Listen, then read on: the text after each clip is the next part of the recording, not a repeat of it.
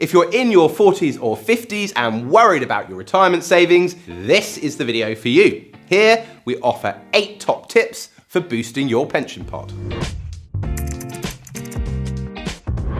Hi, I'm Marcus De Silva. I've been in the investment industry for 15 years, teaching DIY investors simple strategies that help them invest sensibly for a better future. There are lots of podcast conversations and tutorials on the Steps to Investing YouTube channel. Check them out and don't forget to subscribe and turn on notifications for all of the latest. Many of you in your 40s and 50s will have a ton of financial responsibilities on your plate. At this stage in life, you're dubbed the sandwich generation, the tasty filling in between expensive children who may be hoping to go to university and buy a house, and increasingly elderly parents who may need care. Of course, salaries tend to peak at these ages too, but retirement is another factor that's looming on the horizon. All of this makes you, the Generation Xers, anxious about your pension, with 48% of you thinking your pension savings simply aren't enough. And just to torture the sandwich analogy some more, you are also the filling in between pension shifts. Too young to benefit from old-style defined benefit schemes, and too old to reap the advantages of the introduction of auto-enrollment in 2012.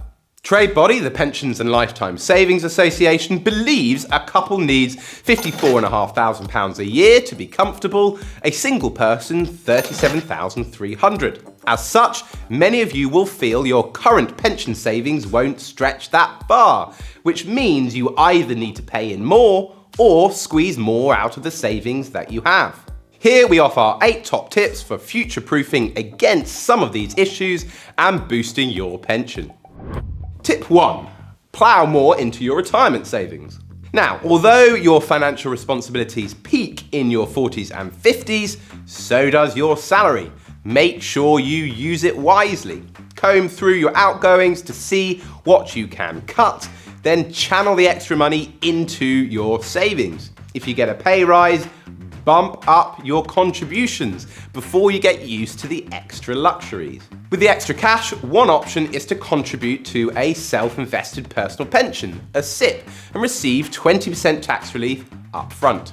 This means for every £1 you put in, you will receive 25p extra into your SIP. What's more, higher and additional rate taxpayers can claim back even more relief. ISAs are also useful if you're worried about locking too much of your savings away. Whilst they don't attract tax relief, they still protect you from any taxes on investing activity. Find out more about using ISAs and SIPs for your pension in the first tutorial in our retirement campaign.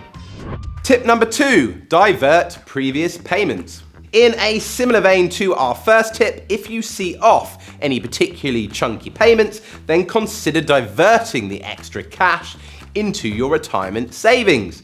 This could be paying off your mortgage or a car loan, or finishing contributing towards your children's university costs. Tip number 3, profit from work pensions. It's worth checking the details on your workplace pension scheme. Employers are required by law to top up your pension by 3% of your salary, but some may up this even further and match any additional voluntary contributions that you make. Furthermore, see if salary sacrifice is an option. This is where you agree to give up part of your salary in exchange for a benefit, such as higher pension payments. And it means you and your employer then pay less national insurance on the reduced salary. Tip number 4, juice your pot with lump sums. If a tasty windfall comes along, such as an inheritance or big bonus, then consider using it to turbocharge your SIP, as you'll get more tax relief. In a single year, you are allowed to pay in up to £60,000 or 100% of earnings, whichever is lower. But you are also allowed to carry forward any unused pension allowance from up to 3 previous years. The only snag is that particularly high earners will see their allowance reduced. On over £260,000, the taxman claws back £1 of allowance for every £2 extra of adjusted income, down to a minimum allowance of £10,000. Tip number 5, conquer your cash flow demons. Particularly for all you self-employed out there, it can be tricky to lock away cash in a SIPP when an investment opportunity or cash flow crisis is just around the corner. Don't forget, ISAs can be accessed whenever you like and still have tax protections. Also, for those of you in their 40s and 50s, remember that SIPPs can be accessed earlier than the state pension, at 55, rising to 57 in 2028.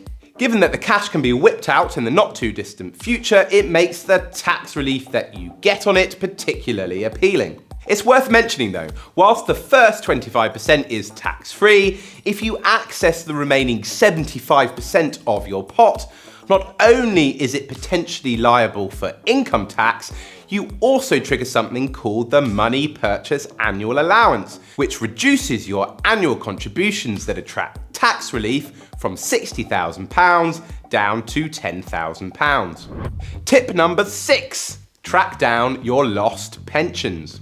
It can be easy to lose track of old pensions, especially if you've moved homes and jobs a lot. Tracking them down and putting them into one SIPP can help boost your savings. To find your old pensions, use the government's pension tracing service. Tip 7, review your investment choices. Check the investment choices in your pensions and ISAs and make sure they match your attitudes to risk and, equally importantly, your retirement goals. If you're planning on buying an annuity when you retire, that's a regular income stream that you receive for the rest of your life, then you need to think about gradually reducing the risk in your portfolio as you near retirement. On the other hand, if you're planning on drawing down your pension, then you need to remember that you might live another 30 years or more. Because you have time to ride out stock market tantrums, it's worth considering retaining some growth assets in your portfolio to keep its value moving forwards. If you're concerned about how best to invest, then you might want to consult a financial advisor. Tip 8, don't forget the state pension. With the full state pension paying out around £11,500 in the 24-25 tax year, this is not to be sniffed at. Go to the government's website to find out how much you'll get. If there are gaps in your national insurance record, consider topping it up with voluntary contributions, which usually allow you to go back 6 years. You can also boost state pension payments by deferring when you retire. Currently, the age to start receiving a state pension is 66 years old.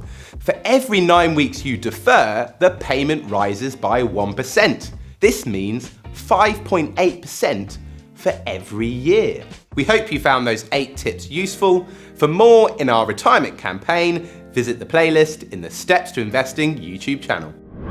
Remember, when investing, your capital is at risk and you may not get back the original amount that you put in.